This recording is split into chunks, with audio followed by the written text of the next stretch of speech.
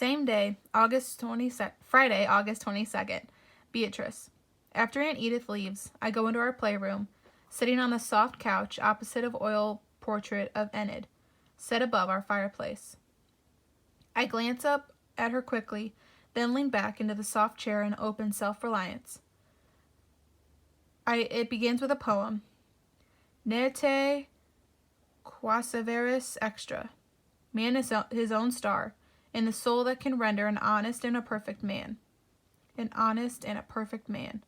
I frown and shut the book. You would think that Mr. Ralph Waldo Emerson never knew any honest and perfect woman, only men. I rest my head on the back of the couch, just as Freddie slams the door and walks inside, with Basford right behind him. We won, he says. 4-0.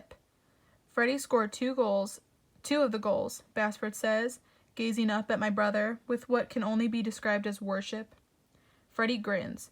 My brother's red cheeks are blotchy and his shirt is soaked from sweat. You need a shower, I tell him. You reek. Yeah, he says. I'm totally beat.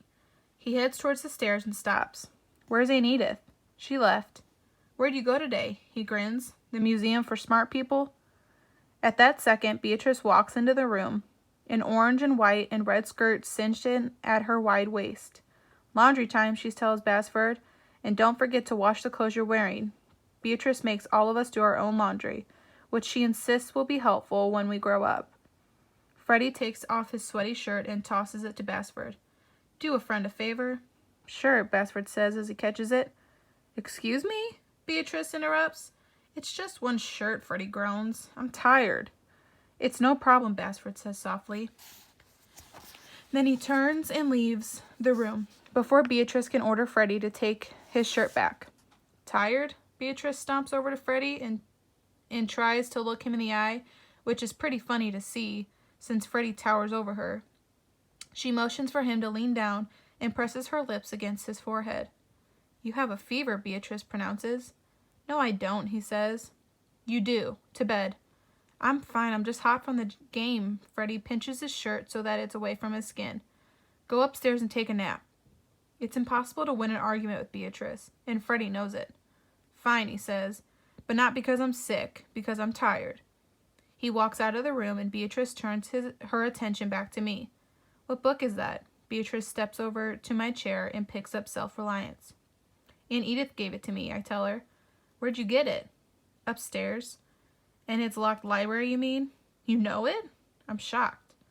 I've worked here for 30 years. Of course I know it. Beatrice hands the book back to me. It's a really weird place, I say. Beatrice, there's ivy growing on the inside. And there are these bugs that were so big you'd have to kill them with a baseball bat. Polly! Beatrice turns her head sharply. What kind of a grown-up are you going to be if you just go around blabbing secrets all over the place? Secrets? If Edith wanted to show you, and only you, the library, I'm sure she had her reasons. She did. She said things were going to change, and she wants me to be prepared. Beatrice looks me up and down. Now why'd you go and tell me that? She holds up her hand, waving the dust rag in my face. Do you know what she means? No, Beatrice says quickly. I'm not a mind reader, Polly. She seems to scrub the top of the fireplace mantle with her dust rag. And neither are you. She stops dusting. Everything changes. Every single second on a farm brings something new. Is that what she meant? Her face scrunches up. I don't ask a lot of questions. I just hope that when I need to do something, I do it. You never know what kind of person you'll be until the moment of crisis. The kind who sits and watches, or the one who moves. I want to be the one who moves. She puts her hands on her hip, thinking. Okay, but go read your book, Polly. Beatrice, she turns one last time to face me. And for God's sake, don't talk about killing any bugs with baseball bats. I stare at her, but it's clear she's finished with the conversation. A long time ago, Beatrice made us all sign a contract swearing that we wouldn't kill any bugs on the farm on purpose, even if it had stung us or hurt us or anything. Your dinner or your signature, she insisted. Anyway, if she'd just let me speak, I could tell her that I wasn't planning on killing any bugs. I was just trying to tell her how big and strange these bugs were. but Beatrice is long gone. I clutch my book and trudge on the stairs to my room. At moments like this, I think I really do have the weirdest family and live on the weirdest farm in the whole wide world. Same day, Friday, August 22nd. Jennifer Long. I flop onto my bed, arms behind my head, and then glance absently at the bright blue folder sitting on my desk. Mom has left me a bunch of orientation materials about St. Xavier's. In the new school, I'm starting in precisely 11 days. I suddenly understand. I know exactly what Aunt Edith was talking about. She was telling me to be prepared for my new school. 7th grade. Of course. I pick up the folder and stare at the bright picture of the beautiful stone building in the center of St. Xavier's campus. Pictures of kids with big smiles and straight hair stare back at me. They look happy. Maybe I'll be happy.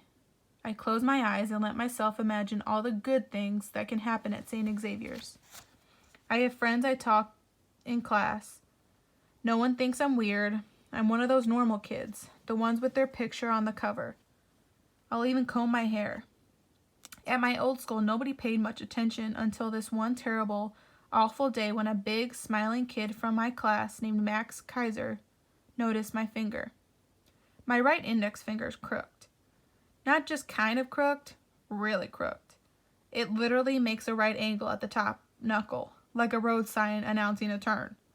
It's genetic. Aunt Edith has one, and so did Grandmom. Perfect Patricia, of course, doesn't. Usually I hide it, but on that day I was looking through my backpack for a book to read so I didn't look too stupid alone on the playground.